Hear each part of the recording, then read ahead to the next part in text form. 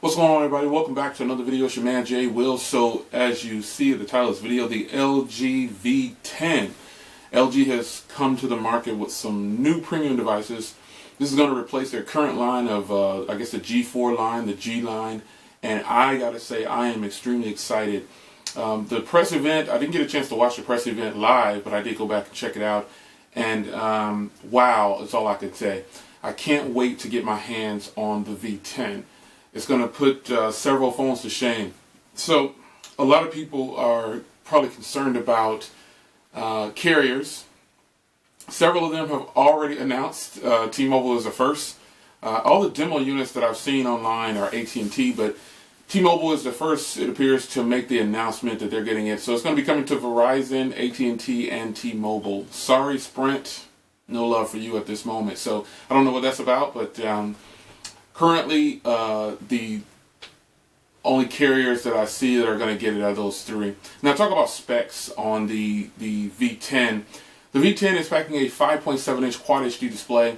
I think that's about 513 or about 515 pixels per inch for the techies or people that feel they have to know that information. But for real-world people like me and you, it's got a beautiful phone. It's got a beautiful display, and that's all that matters. And I can't wait to match it up against my daily driver, the iPhone 6s Plus. I don't know when I'm going to get the device, but I do know I want it. So LG, if you're listening, go ahead and send me that review unit. I would really appreciate it. Thanks to them for sending me out an LG G4 last year. Great phone, love it. But the V10 has a second display on top, and a lot of people say, oh, it's really gimmicky. But when I saw the demos of it and I saw people how it's actually going to be used, I think it's actually going to be very useful compared to the Edge series on Samsung. Now, the only reason I say this is because with the Samsung Edge, Samsung Galaxy S6 Edge and the Samsung Note Edge, you have to go get that information. With the V10, it's going to be right on the top, always on. Now, LG says that only 5% of your battery will be depleted with this always on feature over a full 24 hours.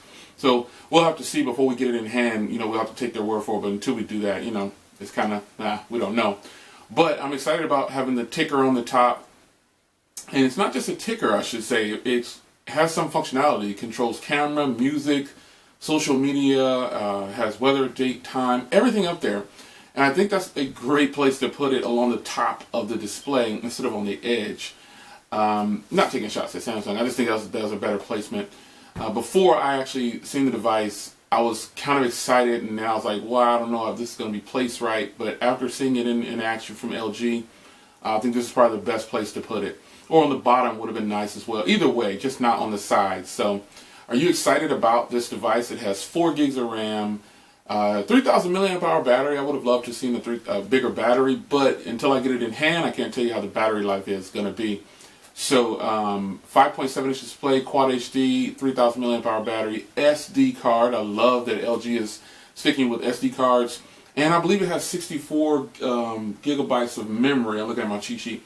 I can't see it from here, but 16 megapixel camera. It's going to be 8.6 millimeters, 192 grams. So it weighs the same as my current iPhone 6s Plus. We shall see, though, how it is in hand, because it does have a special texture on the back for drops. It's got a steel frame. This phone should do very well overall.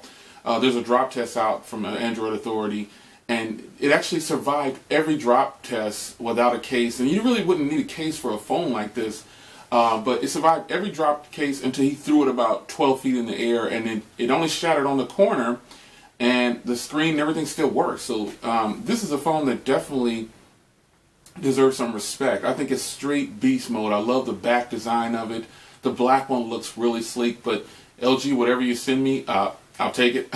So I'm really curious to see how it's going to be. So I think it's going to be great. So moving on to the new watch. Now, here's where I'm excited.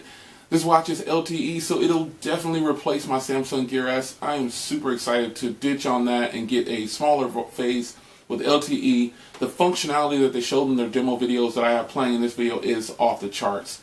LTE, you don't need to take your phone with you. It makes phone calls. It does everything. It is just off the charts. I mean, it's the resolution says 480 by 480, and it's a 1.38, so basically a 1.4-inch display on there. But hey, 480 by 480 LTE, done. Done. It's got 768 megabytes of RAM. Done. This is a wrap. This combination that LG just brought to the market can't be denied. Now, the tech side of the world will say, you know, it's the same as the G4. Screw that. Forget that. Get it in hand, test it real world like I do, and I think you'll probably think that you'll probably say that it's really nice. Now, did they stray too far away, or did they not stray far enough away? I think renaming it V10 is cool. I think stepping away from the G line is cool. I'm just ready to check out the texture and feel of the device and the durability. I don't do drop tests. I don't kind of see the point in those, but people do them just to show you. If they send me two units, I'll do a drop test. If they send me one to give away, I'll do a drop test. But nonetheless, I'm ready to get my hands on the V10, and I'm definitely ready to get my hands on that new Urbane 2 watch. With the LTE, it's just going to be a no-brainer. One of the key factors about the watch, it works with iOS and Android. If you want to pair them up, do what you gotta do. So, your man Jay Will, what do you think about LG's new watch and LG's V10 premium smartphone? I think it's a hot item. It's gonna sell like hotcakes. The G4, it's got that 16 megapixel camera. I didn't touch too much on that, but that 16 megapixel camera is probably gonna be just as good, if not better, than the G4. So, but the camera isn't the highlight for me. I think the body of the device, the screen.